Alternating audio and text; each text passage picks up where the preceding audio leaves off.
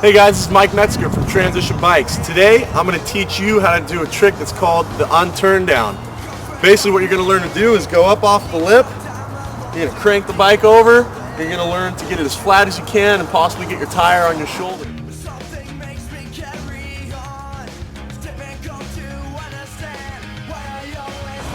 First step to learning this trick is finding the proper jump to practice on. It's going to be something that gives you a lot of float so that you've got your momentum going up and not out.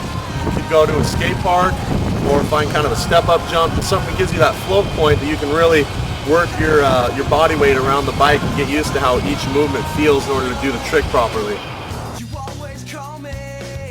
The first tip I'm going to have to give you is going to be, unlike many tricks, you're going to want to throw this one early, and the reason you want to do that is because as you go off the lip, your bike's vertical. The longer you wait, the more your bike is flattening out for you to land.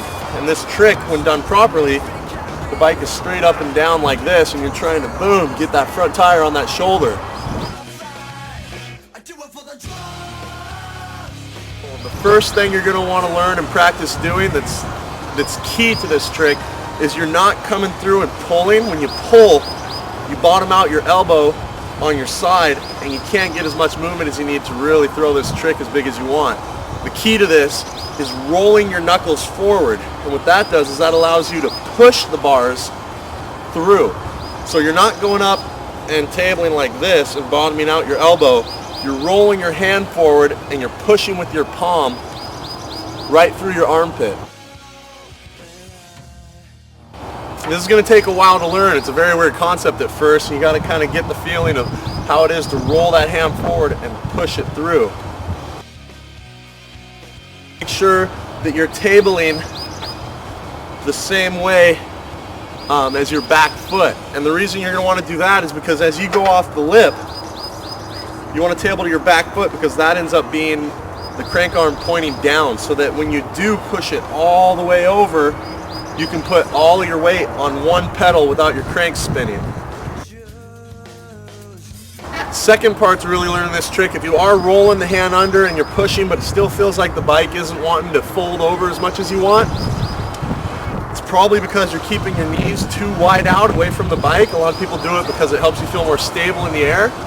But in order to really get the bike folded over as far as you want, you got to keep this knee, well, both knees, really tight in on the bike and on the top tube. And what that does is that allows the bike to fold over a lot easier.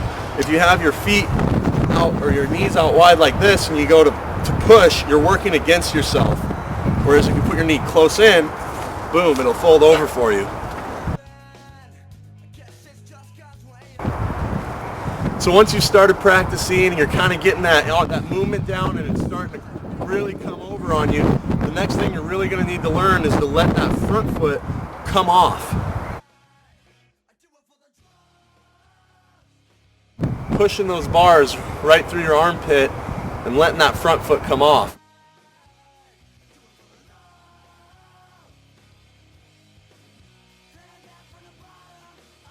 Is you're going to want to kind of fold into the bike as you're starting to do the trick. So you're coming off the lip. As you're rotating your knuckles forward to push the bars through your armpit, you're also folding into the bike with your chest. If you don't do that, you're going to come off the lip and you're going to push like this and you're going to fall off the back of the bike. So once again, I'll go over the proper steps that you're going to want to do while practicing this trick. You're going to want to go up the lip. You're going to want to start the trick early when the bike's vertical. So you roll your hands forward. At the same time you start pushing those bars through your armpit, you're also kind of collapsing into the bike to keep your chest high and over the bike. You're going to make sure that you're doing it to your back foot and you're letting that front foot come off the pedal.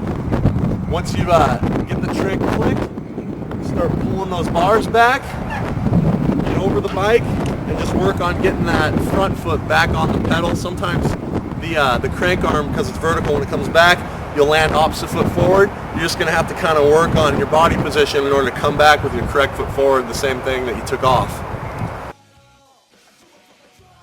For some other people who want to kind of learn the harder way, when you go up, if you're more comfortable tabling to your front foot, what you're going to have to do is is as you go up, your cranks are going to spin. Once they get to about halfway, you're going to have to lock your brake. And what that does is that makes it so your crank can't go down anymore, and you can put all of your weight on this pedal or crank arm in order to fold the unturn down over.